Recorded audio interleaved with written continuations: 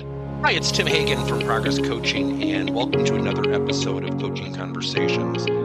And I wanted to make you aware of something very cool that we're doing on a subscription basis, and we'll put a link in each one of our episodes.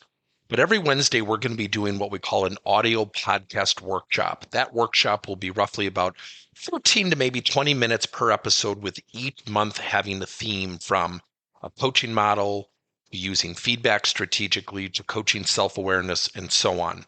So if you could look in the body or in the content description of each episode, and you will see a link where you can join this subscription. These are literally 4 workshops every month teaching specific strategies to address a particular area of workplace coaching as it relates, again, to things like awareness, motivation, teamwork, and what have you. Here's the cool thing. It's only $10 per month, and each month you will get a handout that we will follow along with. So we also give you a tool for you to take notes as we go through each episode. We hope you'll check it out. So when we're coaching and working in the workplace, and you think about something called emotional intelligence. I mean, we hear it all over LinkedIn, the internet. More and more people are getting certified, and I recently got certified in emotional intelligence. I think about emotional intelligence in 5 fundamental areas: self-awareness, self-regulation, social skills, motivation, and empathy. So let's just take a test. Now, keep in mind, emotional intelligence is not all-encompassing. It does not cover everything. But think about this for a second of why we need to coach. Not train, but coach our people. How many people do you know in the workplace that lack self-awareness? Meaning they don't look in the mirror, they don't really understand where they have strengths and where they have areas to improve. They're just not aware. I bet you're thinking of someone right now. Now, how many people do we know that lack self-regulation? They're impulsive, interruptive, disruptive. It's all about their ideas. I bet you can think of a couple people. Now, how many people do we know that really kind of lack some of those social skills? Maybe they're not very outward, or they don't listen very well, or they're a little bit clumsy socially. And how many people do we know that lack motivation? Or how many people, when you interact with them, really lack empathy? They seem to give you the impression they just don't care about your feelings. They don't care about what you want to do. So when we're coaching, we have to keep a couple things in mind. There's a coach and a coachee. A coach delivers coaching. We motivate, we inspire, we ask questions, we get understanding, we listen, we practice, we challenge, we do all sorts of things to facilitate behavioral, positive performance change. And then there's a coachee, someone who receives coaching. Now, this might be a little bit theatrical, but think about that for a second. We're bringing 2 people together, and let's say we're coaching someone who's lacking motivation in the workplace. They just kind of come in and they're ho-hum. They don't do anything above and beyond the call of duty. They just do their job and just want to go home. They even say it out loud. So they might be lacking self-awareness. They certainly lack some perceived motivation levels. And now you come in and you're highly motivated, you're energetic, and you've got to coach this person. Now that's a wicked combination of a lot of things going on. That's a wicked combination of 2 different perspectives. Here's what fundamentally happens.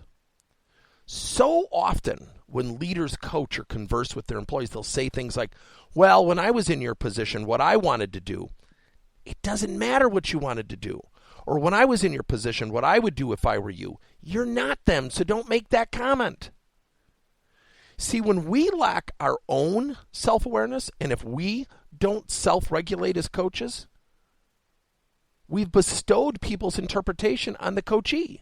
Now, guaranteed the reason we're coaching our coachee is because they probably lack some merit or some skills or utilization of these 5 areas of emotional intelligence. They probably lack some self-awareness, self-regulation, social skills, motivation, empathy, somewhere along the line. But what if we do? That's a wicked combination. So think about this for a second. You're going to coach somebody. You're about to enter the room. You're going to coach someone that's, you know what? They frustrated you. You've had discord with this person. What are you going to do? Now, I want you to think about entering that room, and your ultimate goal is to be empathetic and demonstrate active listening. Your goal is not to fix them, not to steer them. What would happen? Do you feel different right now? See, here's the funny thing. When we are conscientious of our own emotional intelligence and we go into a conversation thinking about empathy, thinking about motivation, thinking about self-regulating our own belief systems and ideas and opinions, wouldn't we have better conversations? Continue to explore emotional intelligence. Continue to find out where you have strengths of emotional intelligence and where your people have strengths of emotional intelligence. And then equally, look in the mirror and say, you know what? Here's where I have an awesome opportunity to improve some of my emotional intelligence. Because I guarantee you, if you have to coach somebody on your team or somebody in your organization or somebody in your life, they probably lack emotional intelligence in one, if not more, areas of emotional intelligence.